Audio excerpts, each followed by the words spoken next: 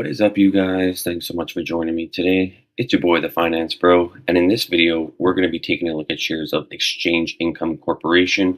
For those of you who don't know, this is a Canadian company that is focused on acquiring businesses in aerospace and manufacturing, those two sectors, kind of like the Constellation software that we saw in a previous video, but instead of purchasing software companies, Exchange Income Corporation is focused on acquiring businesses in the aerospace and engineering sectors. As always, this video is not investment or financial advice and is solely for entertainment purposes. All values that you'll see within this video are as of market close on May 15th, 2026. So let's dive right in here. You can see over the past year, shares outperformed the benchmark by 54.2% on a pure share return basis, not including dividends. That is an 87.3% share return in exchange income shares. Comparing that to the benchmark's return of 33.1, shares on a year-to-date basis are also outperforming the benchmark handsomely and are in line on a 1 month and 1 week basis.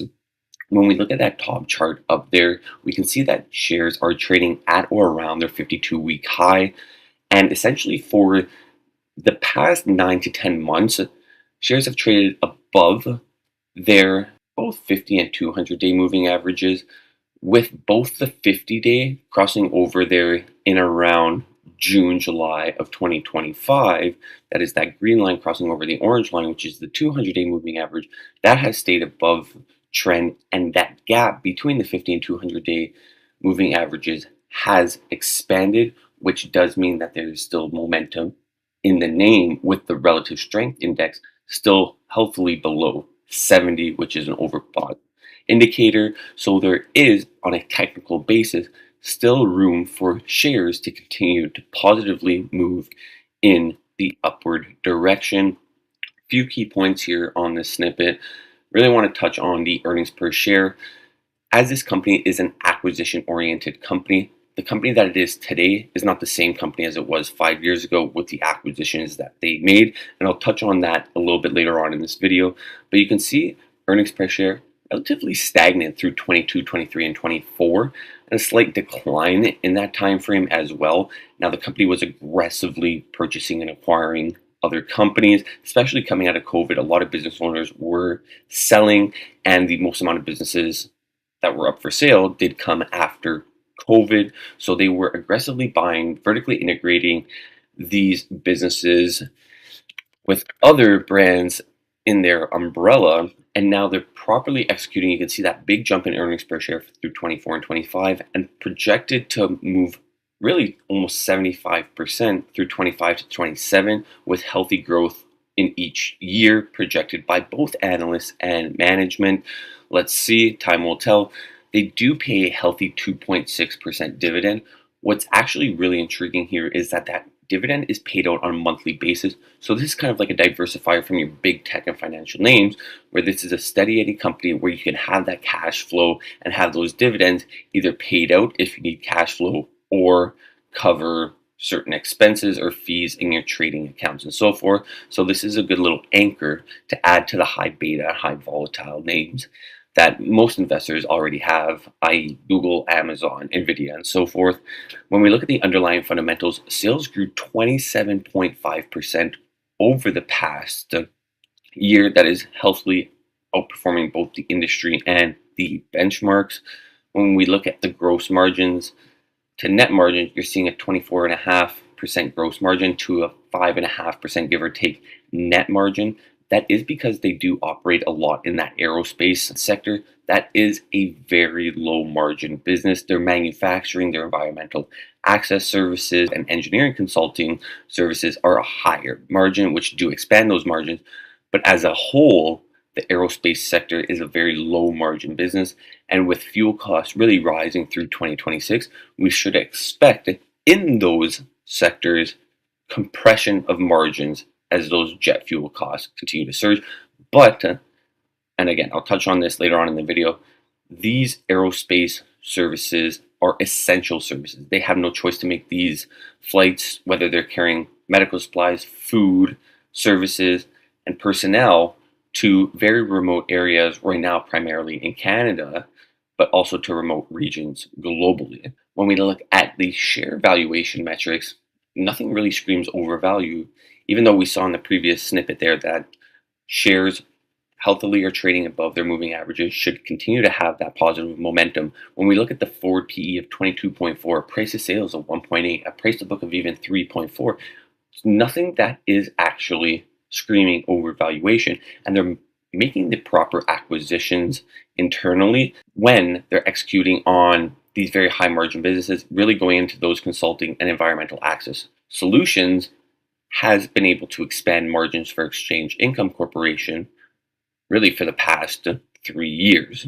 When we look at the analyst price targets, now I know in the previous snippet you might have seen 11 analysts that cover the name.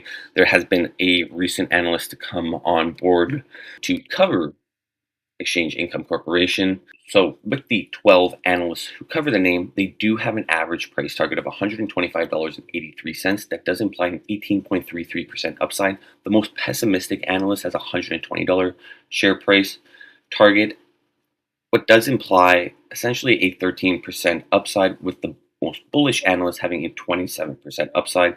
You can see there are no red bars in that graph above, meaning there are no sell ratings on the name. They did recently report on May 11th of 2026. That essentially was when the new analysts came to cover the name. A lot of the analysts on the street did increase their price targets after the quarter and projections that they had. And yet you can see over the past 12 months, and I believe looking back in the past 15 years, shares where they're trading at currently have never had such a discrepancy to analyst target prices. And we want to see more institutional money flowing to the name, as this has gone from a small cap to a mid cap name on the Toronto Stock Exchange, and hopefully a large cap name in years to come, with the solid execution of management's acquisition of businesses, especially as of late. Again, we can just see here on the trends, it's very hard to actually properly evaluate this company. Put that aside, shares are still indicating cheap valuation multiples. But again, like I said, the company isn't the same company as it was 5 years ago with the acquisitions that they made, and also diversifying into more global markets, having Canada still be a large portion, 2/3 of their revenue, but expanding into other regions through multiple sectors as well. So even in saying that shares are still trading on a cheap valuation metrics, both on their 5 and 10-year trends, we can see there. What I really want to point your attention to is you see that dip in the gross margin on that 10-year trend. That does coincide with COVID. Yes, there was the COVID shrinking of margins, yet the businesses were still operating as they have essential services, but they have been aggressively acquiring companies, having those synergies and vertical integration into their existing brands. And that in the short term does cause a compression on margins. Also, recently with the US tariffs on Canadian steel and aluminum, they do operate some steel fabrication companies that have shrunk revenues and margins, which we'll touch on later. Nothing crazy when it comes to the return on assets, equity, total capital, and invested capital. Solid numbers, but nothing that's going to scream what we saw in previous videos with the big tech names. Again, a lot of this is that aerospace division, which does have one extreme depreciation, but very low returns on their capital relative to the big tech names. Now, what's really important here is the underlying business is growing, and we're looking at our compounded annual growth rates on a 5 and 10-year basis, looking extremely healthy. Look at those CAGRs on a 5-year basis, 10-year basis for sales, revenue, gross income, on a 20 plus 5-year CAGR, and a essentially 15 plus 10-year CAGR in those values. Very healthy to see that underlying fundamental business growing, net income growing on a 5-year compounded annual growth rate of 43%, 10-year CAGR of 15.3%, earnings per share at almost 32% 5-year CAGR, and a 7% 10-year CAGR. Now, that does point to my earlier point that I mentioned, that the company today is not the same company as it was 5 years ago. They have made strategic acquisitions and executed on certain synergies, cost savings, and growth of these businesses that they acquire. And this has changed the company. They were heavily in the aerospace division as well. So over the years, making these acquisitions has expanded margins, expanded revenues, and in turn made earnings per share expand, and shareholders have been rewarded handsomely in that time frame. So what we'd like to see is the company on that 5-year basis is having stronger compound annual growth rates on a 10-year, which does indicate their acquisitions are not only smart, but they're able to execute on their goals, whether it would be increasing revenues, cutting costs, and so forth, which in turn benefits us as shareholders. This is what I was mentioning, just a revenue breakdown. This was as of the end of 2025. Nothing that's been too crazy since then in terms of change of these numbers. You can see 2/3 of the company's revenue does come out of Canada. But I do just want to mention a few things. That US change, you see 7.1% decline year over year, does coincide with the Trump administration's tariffs on steel and aluminum. This is a few businesses that they own in their manufacturing division, and that essentially has taken a hit with the 25 to 50% to 100% plus tariffs in that sector alone. Canada has expanded its trading partners. One of them has been mainland China. This is a more recent trend, which we should continue to see trending upward, whether they are purchasing more steel and aluminum, water-based products that Exchange Income's subsidiaries produces, and they are expanding in the aerospace division as well in India and France. Let's see if management is able to continue to execute on their international growth goals. But this here is what I believe is the strongest catalyst for Exchange Income Corporation. You can see those two sectors there, aviation services and aerospace, and manufacturing as the second division.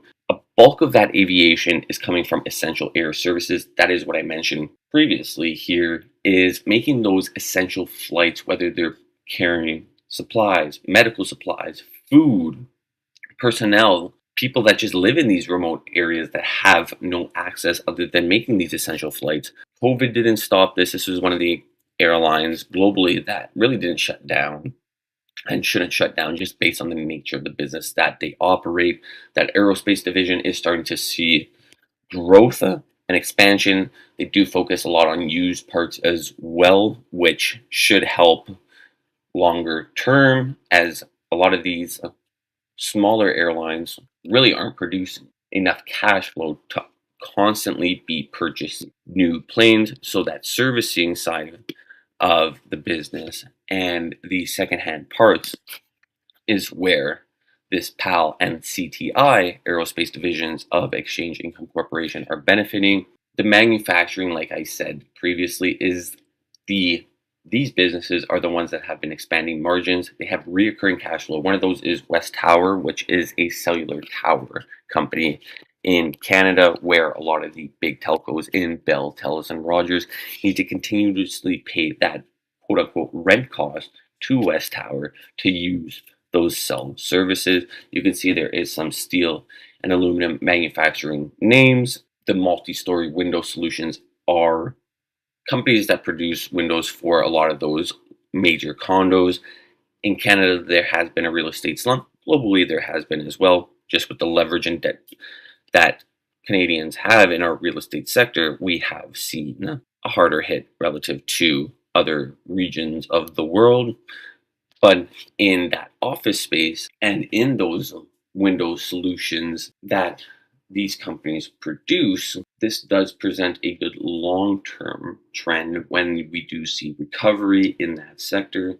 And lastly, that environmental access solutions does provide recurring revenue, whether they're having partnerships with major companies or local governments on long-term contracts for the solutions that these two companies provide. And I do believe they just recently purchased a third, so this chart may be out of date slightly. But yeah, guys, that's what I wanted to present to you today. A new name on the board, I guess a sleeper pick we can say in the space that not too many people know about. Hey, let's see. Time will tell if this will be a good investment, but I'll still take my monthly dividends from them as well. Please do hit that like and subscribe button, guys, and stay tuned for the next video.